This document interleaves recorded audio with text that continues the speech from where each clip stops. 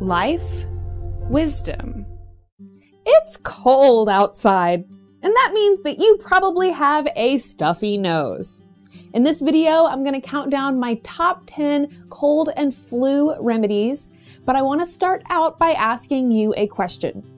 When was the last time that you had to take a sick day, either from school or from work? And were you actually even sick? Go ahead and leave me a comment. Do you find that you have to take several days off throughout the year due to being sick? Do you find that your doctor continues to prescribe antibiotics in an attempt to treat your common cold? Stay tuned for my top 10 cold and flu remedies. The first thing I want to address is the over-the-counter products that most people use when they have a cold or a stuffy nose. So the first thing to understand is that when your body is having histamine reactions, like sneezing, coughing, or hacking up yellow mucus, these histamine reactions are your body's way of defending itself and trying to purge those harmful germs out of your body. So when you take an antihistamine, it's like you're blocking your body's natural defenses. You're preventing your body from doing the work it needs to do to get rid of those harmful germs. So while an antihistamine can be helpful to ameliorate your symptoms, it's actually going to prolong your overall healing time because you're preventing your body from doing the work it needs to do. Now, the same thing can kind of be said for fever reducers, because a fever is your body's way of trying to burn out whatever harmful pathogen has entered. So if you have a mild fever, using a fever reducer is really just kind of preventing your body from doing the work it needs to do. Now that said, if your fever elevates to something like 104 or even 103, that's an extremely high fever and you may benefit from taking an aspirin or something. But for most people who maybe have just a little bit of a fever, or it's up to 100 or a little over 100, you don't need a fever reducer at that point because that fever is your body's way of trying to heal you. Did you know that there are several foods out there which are naturally antibacterial or antifungal? Foods like garlic, ginger, honey, echinacea, cayenne pepper, lemon, just to name a few, actually have natural antibacterial properties.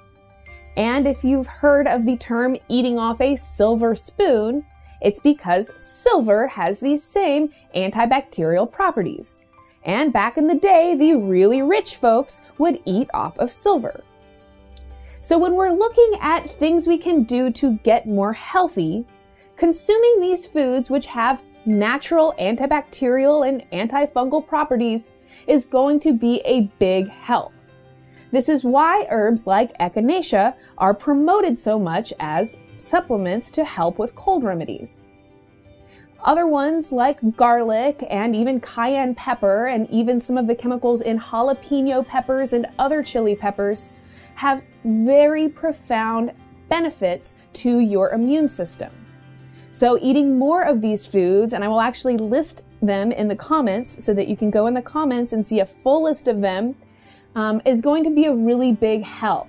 And eating just one of these supplements may not just make you better on its own, but if you focus on integrating a lot of these foods into your diet while you're sick, it's going to be a big boost in helping you get over that cold. Let's talk about antibiotics.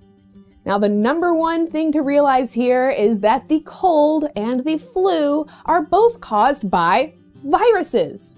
So an antibiotic that works on bacteria is not going to help if you actually have a cold or you actually have the flu. And antibiotics get prescribed very, very, very often. So if you keep taking them and they aren't fixing your cold or flu, then this is why. Another thing that's really going to help you avoid getting sick is to understand that your body is basically a battlefield, and every day you're assaulted by different germs. And your primary defenses is your immune system. And one of the primary parts of your immune system is actually bacteria. Bacteria that lives on your skin, that lives in your gut, that lives on every mucous membrane in your body, so that's your throat, that's the inside of your nostrils, are all huge breeding grounds for bacteria. And having those good, healthy bacteria, that's your body's main defenses. So if you're someone who takes a lot of antibiotics or who uses a lot of antibacterial soaps and things like that, you need to realize that you are destroying your body's defenses. And when we talk about improving our immunity and improving our body's defenses, having healthy bacteria is a really, really big part of that. So this tip is about avoiding antibiotics unless you have a severe bacterial infection that really, really needs antibiotics. You don't want to just be taking them because you don't feel well. You don't want to just be taking them several times a year. And if you are someone who's taken a lot of antibiotics, then you should use probiotics to balance that effect. So probiotics that you can find in a health food store, for instance, are actually going to contain the healthy bacteria that your gut needs. And by actually boosting the bacteria in your body, you're actually boosting your immunity.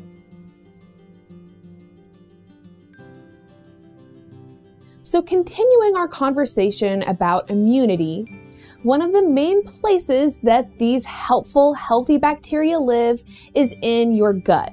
And this tip is about emphasizing that your digestive system is a huge part of your immune system.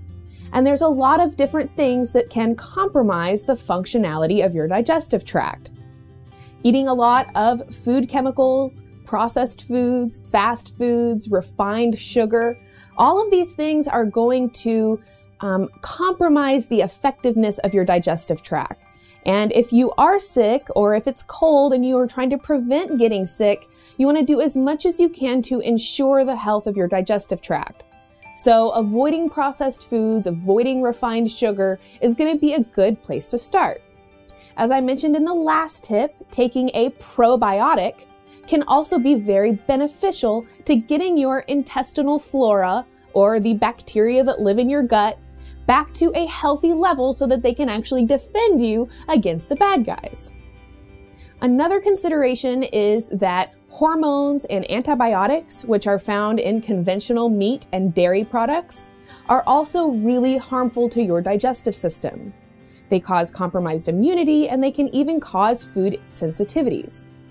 So another recommendation is to avoid conventionally factory farmed meats and dairy. You want to opt for something that says grass-fed. You want to opt for organic and local whenever possible. But by avoiding the antibiotics and hormones that are found in conventional dairy and conventional meat, that will also help to aid your digestive and immune health. Chances are, if you have a sniffly nose, every person you see tells you, be sure to drink plenty of liquids. And while that's really good advice, there's a few stipulations. The only liquid that your body needs is water, H2O. It's a part of every chemical process in your body. It's a huge part of helping your body transport different nutrients and also purge different germs out of your body. And because your body is going into overdrive because you're sick, it's doing even more chemical reactions, and it's actually even more dehydrated than you would normally be.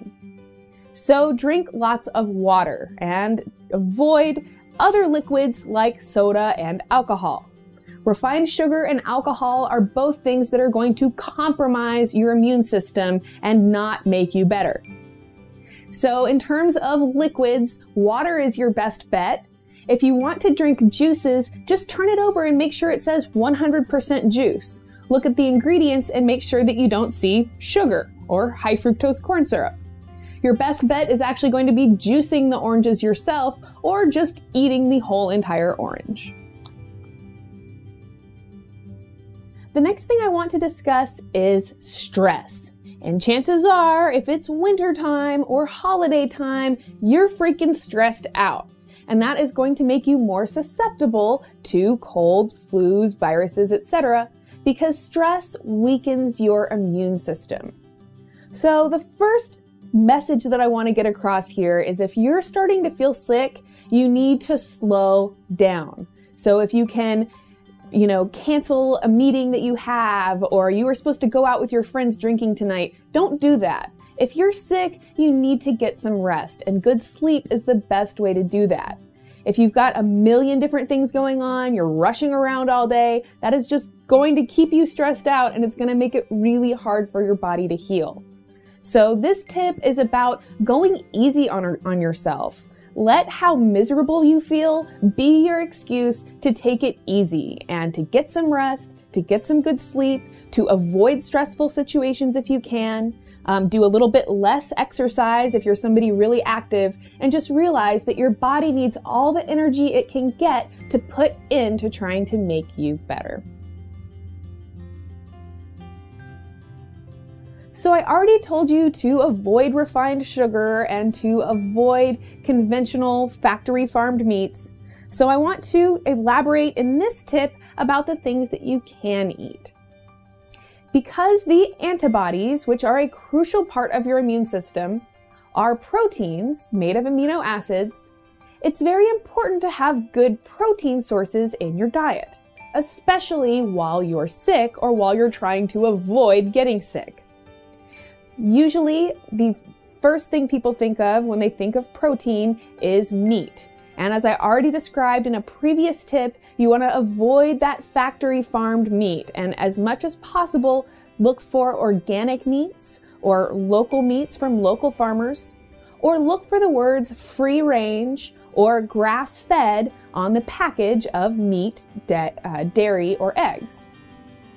Other good protein sources include legumes like lentils, chickpeas, and kidney beans, as well as leafy greens like kale or mustard greens. Even wheatgrass has a huge amount of protein. I think it's something like one wheatgrass shot has as much protein as 1.5 pounds of vegetables or something like that. So you can get good protein from vegetarian sources, and we actually have another video about that as well. But the point here is to look at good protein sources and recognize that that doesn't just mean meat, and recognize that the type of meat that you're eating is going to play a role in how healthful that meat is for you.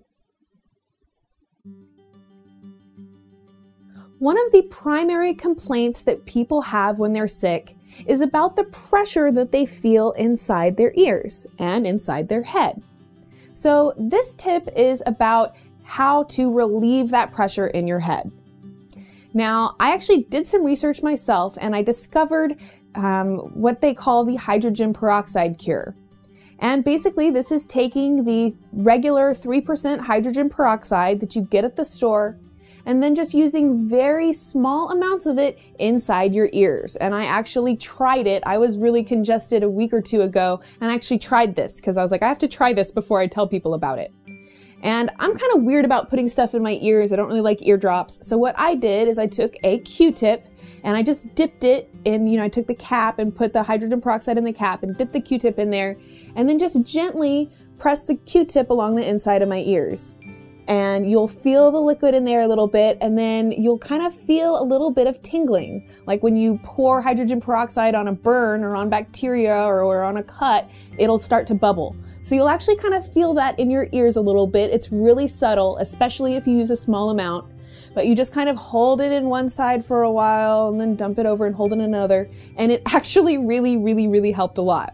So that is one thing to try, and if you search for that online, you'll find dozens of people who have written about how to do it and their experiences. Another thing is ear candles, and most people might not be familiar with that, but it's a candle that you stick inside of your ear, and you light this end, and after a couple of minutes, you can actually cut the thing open and you will see all of this earwax that gets drawn out of your ear and into the inside of the candle. I've tried that. It's been a couple of years since I've done the ear candles, but I remember doing it and it was really, really cool and actually really helpful. So the hydrogen peroxide cure and ear candles are my suggestions for trying to relieve that pressure inside your ears. My next tip is a neti pot. And some of you may be familiar with this and some of you may not. But essentially, this is a small pot of water that you fill up with saline solution. You pour it into one nostril, kind of holding your head like this. You pour it into one nostril and you watch the liquid come out the other nostril. It's a little gross, but it's amazing. It really works wonders and will really help clear you up.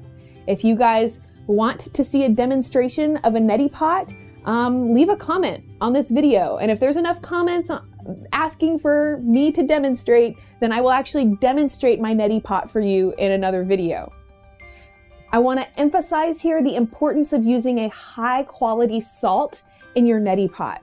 You don't, under any circumstance, want to use the iodized conventional Morton salt that you get at the grocery store. You want to look for a Himalayan sea salt or other very finely ground salt, or you can even buy the special salt that they sell with the neti pot. So this tip is going to help you with actually cleaning out your nasal cavities, actually using this saline solution to flush out your nasal cavities. And it does wonders for congestion. If you can get over it being a little bit weird, this tip could be the answer to your common cold. My number one tip is to up your intake of vitamins and minerals.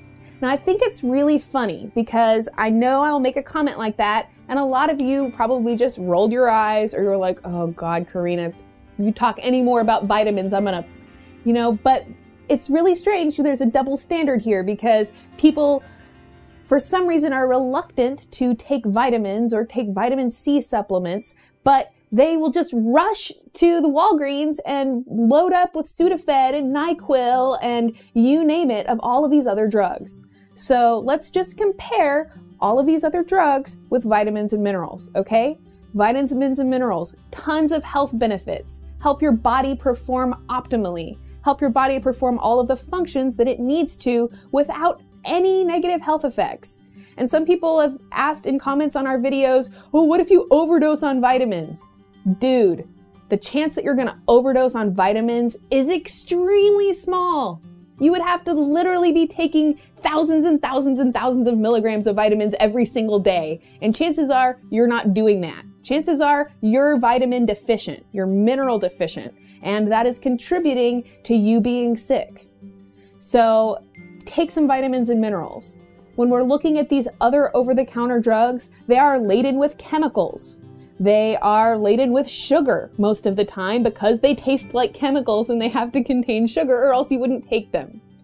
NyQuil contains narcotic drugs and it contains other chemicals that are made from coal tar. And you can watch my video, Are Food Chemicals Killing You?, to find out why I have so much hate for chemicals.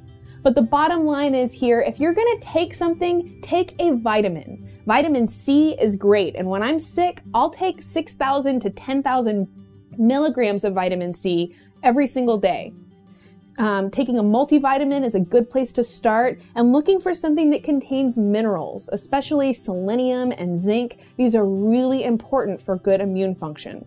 So this tip is save your money, don't buy the NyQuil, don't buy the Sudafed, and if you're gonna spend money on supplements, buy vitamins and minerals or just significantly intake your fruits and vegetables. In a future video, I'm going to squirt water out of my nose. Yes, indeed, folks. If you guys leave enough comments letting me know that you would actually like to see this, I will demonstrate my neti pot. And in another video, I'm going to count down my top 10 most health-boosting, immune-boosting foods. If I missed your favorite cold remedy, then leave me a comment and let me know what that is. And if there's a cold remedy that you hear a lot about and you're wondering if it really works or not, well, you can leave that in a comment too, and I will do some research and let you know. If you liked this video, then I hope that you'll like this video. Be sure to click the thumbs up button. Be sure to subscribe to Psychetruth so you can see more of our videos. We are on Facebook, so if you are, I hope that you will friend me, and I look forward to seeing you guys again soon. Thank you so much. Bye. To find out what a healthy diet actually consists of, check out my video, The Easiest Diet Ever. For a list of the top 10 most alkalizing foods, which are good for your health and overall immunity, check out my video, The Top 10 Alkalizing Foods. And for another list of extremely healthful foods, you can check out my video, The Top 10 Superfoods. Chances are, if you're sick, you're not getting very good sleep. Check out my video on the top 10 tips for getting good sleep, and I hope that you feel better soon.